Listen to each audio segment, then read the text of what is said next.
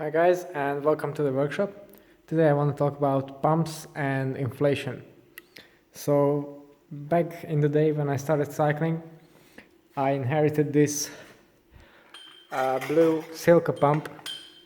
This was basically my first really cycling specific pump, and I found it somewhere here in the workshop lying around, but it was working, so this is what I've used.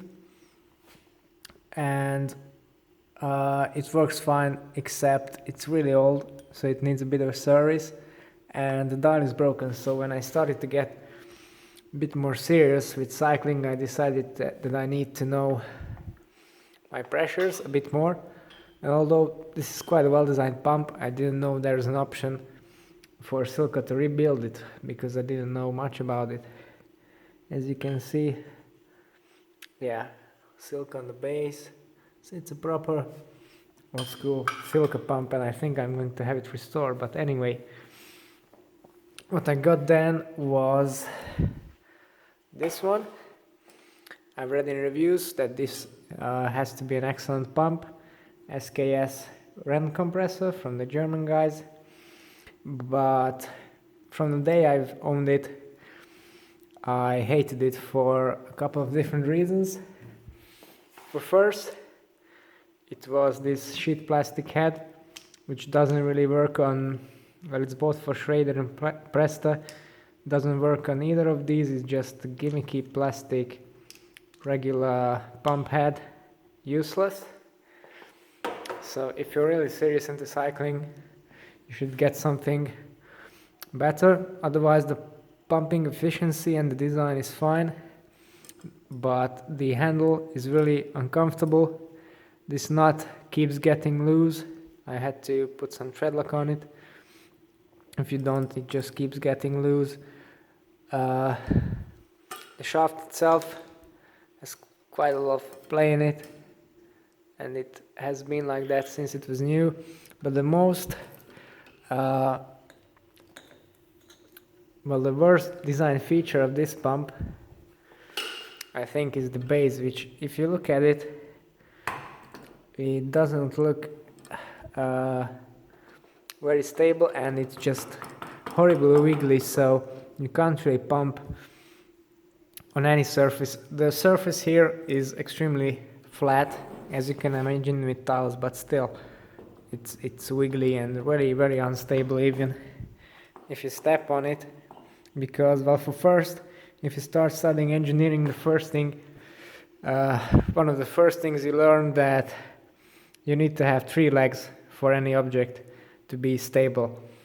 So that's what basically the Silca does, the old Silca, but in somehow the guys at SKS Germany skipped that class. So this pump has just 2 legs, which are, well, if you fold them up, it doesn't get any more unstable, because these are just useless.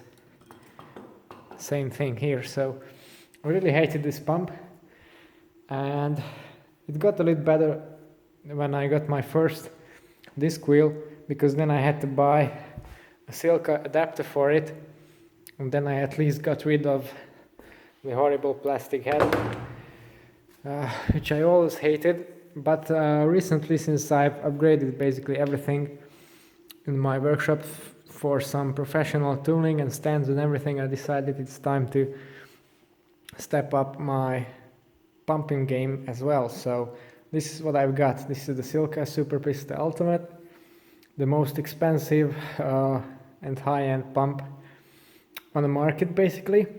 And here is what you get with it. So it comes in this unassuming cardboard box with, well, the packaging is really restrained. I like that. No flashy stuff. The pump itself is in this foam, and underneath is a small box where the base plate is. And you also get this nice 6mm hex wrench to attach the base to the pump itself. It's really nice quality, same as they have in their hex key sets. So really nice. And you can also get this, well, it's a bit of a manual, and also the description of the warranty, which is basically 25 years for the whole pump and the construction. So that really tells about the quality of this item. So let's just check the pump itself. This is the 160 psi road version. Well, the dial, the rest of the pump is the same for the low pressure version. So let's start at the bottom. You get this really nicely polished and finished and extremely heavy zinc base, so the pump is super stable. You can't just knock it over like that. You'd have to really kick it for it to fall over. Then we got this holder for the dial and the cap or the pumping head. This one has a strong magnet in it, so this just doesn't mess around. I bought it mainly for the dial because this should be 160 psi dial with 1% precision. So that's a lot better than the 5% precision or accuracy on standard pumps. It also turns out that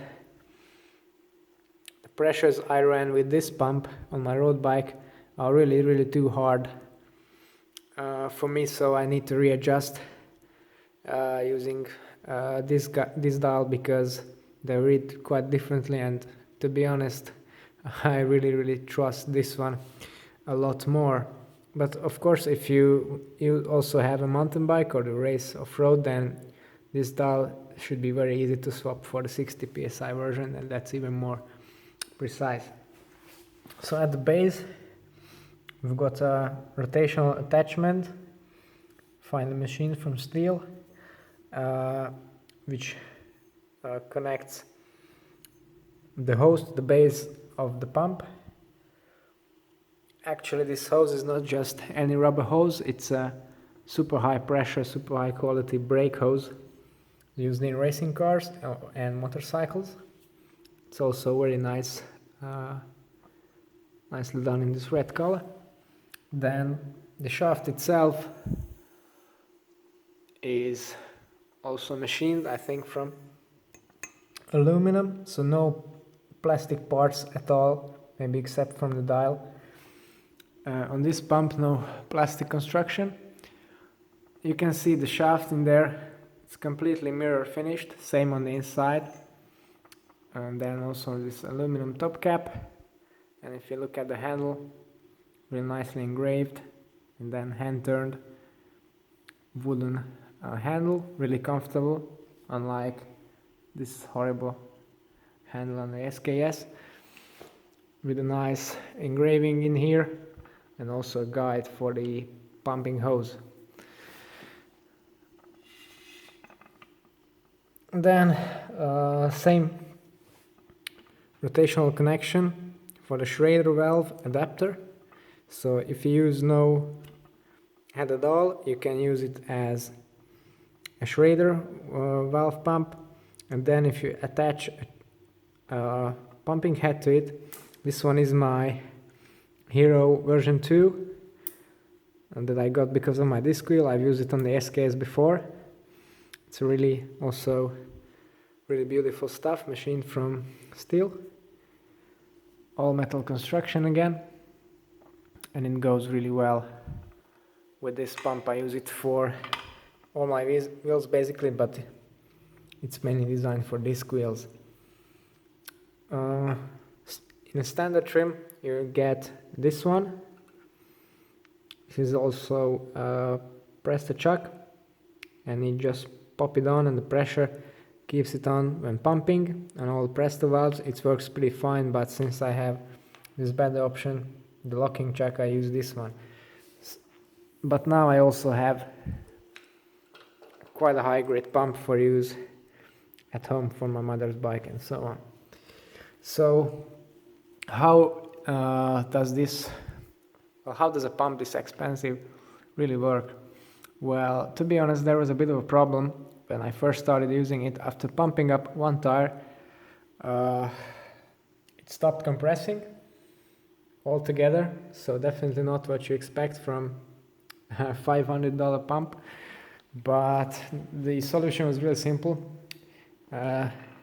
You see, this pump uses a quite an old school solution, but really effective one, and because it doesn't have any O-rings on the shaft, it has a leather sealing gasket, which I'm going to try to show you. And the gasket comes completely dry out of the factory. I don't know the reasoning behind that. So I had to lubricate it, and I use a very special grease we use on the air forks of motorcycles. So that softened up the leather and also lubricated the bushing in there. So now the pumping action is super smooth. Yeah, actually it's so grippy now that I can't really get the shaft out. It's super long, so you can do huge pump strokes in there and pump up your tires really quickly. Yeah, so this is it now. As you can see, it's properly lubricated now and it's opened up nicely. The rubber ring on there is basically a bump stop, so you don't hammer into that aluminum when you're pumping violently. And yeah, nice guide bushing, and the leather gasket on it now perfectly lubricated, so pumping very nice. It won't be visible like this, but the inside has a proper mirror finish. So yeah, this is basically quite similar to a suspension fork in terms of design with the bushing. Yeah, and you can hear how nicely it is sealing now. Yeah, so was it worth it, the investment? We'll see. The quality is definitely top notch. Apart from that little niggle with the dry gasket, that is now solved, so the pumping action is super smooth and efficient. Should you buy an expensive thing like this? Well, if I look at my equipment, apart from bikes, for example, as my tools, my tooling, my trimming stand, repair stands, and so on, I think it's really investing in the best, because a product like this, you're only going to have to buy it once in your lifetime in ideal conditions. So in the end, it turns out cheaper than buying some low quality stuff every couple of years. So we'll see about the long-term durability, but it's covered by the 25-year warranty, so I don't think anything should go wrong. Okay, so this is getting quite long. Now this video is getting quite long, sorry, but I was trying to show you this pump in as much detail as it deserves, because it truly is a piece of working art. But if you'd like to see more high-end stuff like this, or something about my bicycles or some other tools maybe, then don't forget to tune into my channel and subscribe. That's all for today. Thanks for watching, and see you next time.